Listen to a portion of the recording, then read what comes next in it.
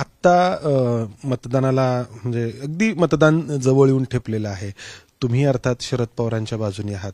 लोकांमध्ये आता तुम्ही तर शरद पवारांच्या बाजूने लोक आहेत असं सांगू शकता, सांगणार आहात.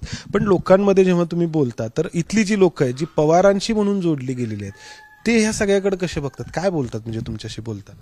नाही दादांची तेवढेच जवळचे आहेत ही लोक. नाही तेच सांगतो. नाही बोलताना लोक तेच म्हणणार, मला म्हणणार की आम्ही साहेबांच्यासाठी आणि दादाला म्हणणार आम्ही तुमच्यासाठी.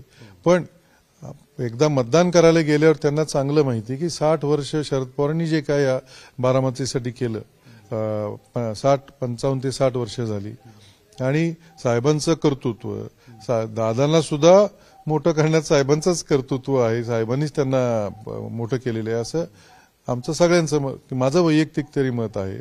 आणि ठीक आहे, परिस्थिती बदलत जाते, नंतर मी हे केलं मी ते केलं, पण शेवटी तू एका पक्षाचा कार्यकर्ता होता आणि त्या पक्षाचा सपोर्ट होता, त्या पक्षाचं सरकार होतं, त्याच्यामुळे आणि तुम्हाला निर्णय घ्यायचे पूर्ण स्वातंत्र्य साहेबांनी दिलं होतं, त्याच्यामुळे तुम्ही हे सगळं करू शकला. आणि आता काय झाले की एक ठराविक पुढारी, जे आम्ही त्यांना बारामतीकर मलिदा गँग म्हणतात किंवा लाभार्थी म्हणतात, ते फक्त दादाच्या बरोबर राहिलेले आहेत. कारण दादा सगळंच बघत होता, जिल्हा परिषद, पंचायत समिती किंवा दूध संघ, खरेदी विक्री संघ, बँक, पीडीसी बँक, त्याच्यामुळे ते सगळेजण तिथं कुठं ना कुठेतरी पदाधिकारी आहेत. असताना साहेबांचेच कार्यकर्ते होते, पण आता पदं मिळाल्यामुळं ते दादांच्या बाजूने फिरतायत. पण सामान्य लोक हे सगळं बघतायत आणि ते बारामतीकर अतिशय सुज्ञ आहे, ते तुम्हाला निश्चित कळेल.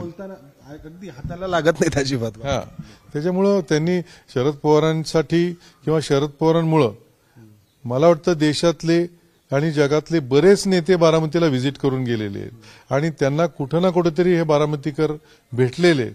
त्यामुळे त्यांना नुसतं देशाचंच नाही तर जगाच्या राजकारणामध्ये पण बऱ्यापैकी जाण आहे. त्याच्यामुळं त्यांना फार काही सांगायची गरज आहे असं मला वाटत.